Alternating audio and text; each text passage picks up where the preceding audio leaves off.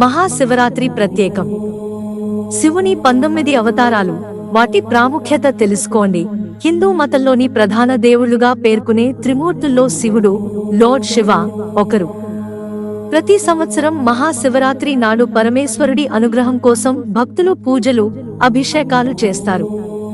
చెడును నాశనం చేసేవాడు, సృష్టిని నడిపించేవాడిగా శివుడిని కొలుస్తారు.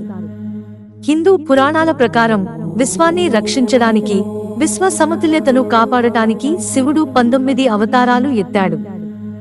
ఈ అవతారాలు ఆయన దైవత్వంలోని విభిన్న అంశాలను సూచిస్తాయి. ఇవి హిందూ పురాణాలు, తత్వశాస్త్రంలో కీలక పాత్ర పోషిస్తాయి. ఈ సంవత్సరం మార్చి 8న మహాశివరాత్రి జరుపుకోనున్న సందర్భంగా మహాశివుని పూర్తి అవతారాలు, హిందూ మతంలో వాటి ప్రాముఖ్యత గురించి తెలుసుకుందాం. అర్ధనారీశ్వర అవతారం. అర్ధనారీశ్వరుడు శివుడు, అతని భార్య పార్వతీ రూపం. ఈ రూపం స్త్రీ పురుష శక్తుల సామరస్యాన్ని సూచిస్తుంది. అర్ధనారీశ్వరుడు విశ్వం సమతుల్యత, ఐక్యతకు ప్రతీక. కిరాతమూర్తి అవతారం. కిరాతమూర్తి అనేది త్రిపురాసురుడు అనే రాక్షసుడిని ఓడించేందుకు శివుడు వేటగాడిగా మారిన అవతారం. ఇది ధర్మానికి రక్షకుడిగా శివుని పాత్రను సూచిస్తుంది. భైరవ అవతారం. భైరవ అనేది శివుని భయంకరమైన రూపం. ఇది విధ్వంసం, వినాశనానికి సంబంధించింది. భైరవుడి వాహనం కుక్క. దుష్ట శక్తుల నుంచి రక్షణ పొందేందుకు భైరవుడిని కొలుస్తారు. అశ్వత్థామ అవతారం. ద్రోణాచార్యుడి కుమారుడైన అశ్వత్థామను శివుని అమర అవతారంగా పరిగణిస్తారు. అతడు యుద్ధ నైపుణ్యాలతో ప్రసిద్ధి చెందాడు. శాపం ఫలితంగా భూమిపై తిరుగుతూ ఇప్పటికీ చిరంజీవిగా ఉన్నాడని నమ్ముతారు. పిప్లాడ్ అవతార్ దధీచి అనే ముని కథతో ముడిపడి ఉంది. అతని శాపం కారణంగా శివుడు పిప్లాడ్గా తిరిగి జన్మించాడు. పిప్లాడ్ జ్ఞానవంతునిగా ప్రసిద్ధి చెందాడు. హిందూ పురాణాలలో తెలివైన ఋషిగా గౌరవం పొందాడు.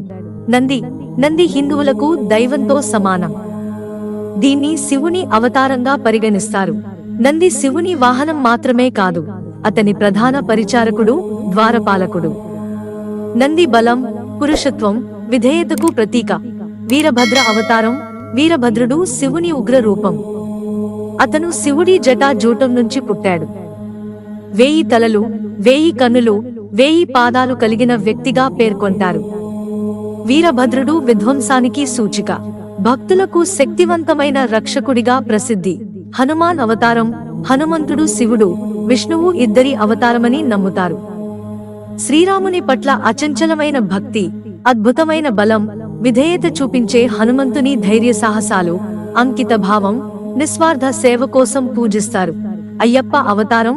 అయ్యప్పను శివుడు, విష్ణువు ఇద్దరి అవతారంగా పరిగణిస్తారు. ఆయన్ను శ్రేయస్సు, రక్షణ అందించే దేవుడిగా కొలుస్తారు. అయ్యప్పను నీతి, నైతిక సూత్రాలకు కట్టుబడి ఉన్న దైవంగా పూజిస్తారు. శరభేశ్వర అవతారం.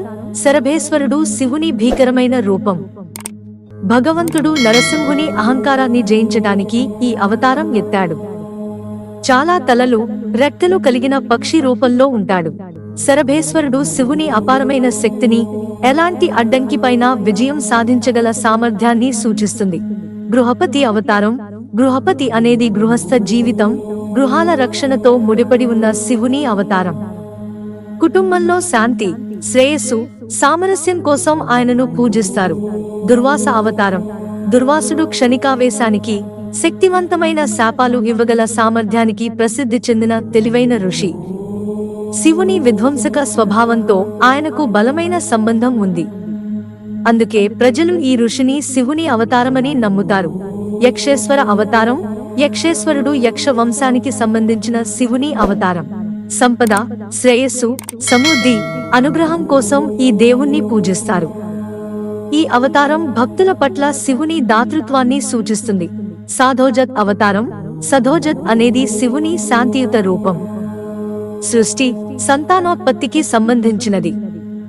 సమృద్ధి, శ్రేయస్సు, సామరస్యం, దీవెనల కోసం ఈ శివుని అవతారానికి భక్తులు పూజలు చేస్తారు. రిషభ అవతారం. రిషభ అనేది శివునితో సంబంధం ఉన్న ఒక దైవిక ఎద్దు. బలం, భూమితో అనుబంధం కోసం పూజిస్తారు. రిషభ ప్రకృతితో శివుని అనుబంధాన్ని, పర్యావరణ పరిరక్షకుడిగా ఆయన పాత్రను సూచిస్తుంది. యతినాథ్ అవతారం. యతినాథ్ అనేది సన్యాసం, ధ్యానంతో సంబంధం ఉన్న శివుని అవతారం. ఆధ్యాత్మిక జ్ఞానాన్ని, విముక్తిని కోరుకునేవారు ఆయనను పూజిస్తారు. యతినాథ్ ఆధ్యాత్మిక మార్గదర్శిగా, గురువుగా శివుని పాత్రను సూచిస్తాడు. శరంగ అవతారం. శరంగ అనేది శివుడు ప్రయోగించిన ఒక దివ్య విల్లు. ఈ శక్తివంతమైన ఆయుధాన్ని శివుడి అవతారంగా పరిగణిస్తారు. ఇది నాశనం చేయలేనిదని, శత్రువులను ఓడించగలదని నమ్ముతారు.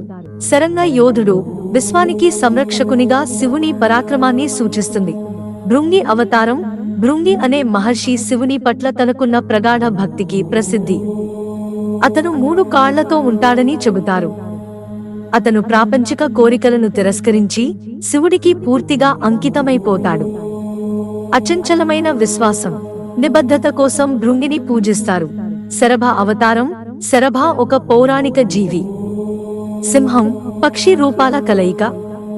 సగం మనిషి, సగం సింహం అయిన విష్ణువు అవతారం. నరసింహుడిని వశపరుచుకోవడానికి శివుడు ఈ రూపంలో అవతరించాడని చెబుతారు.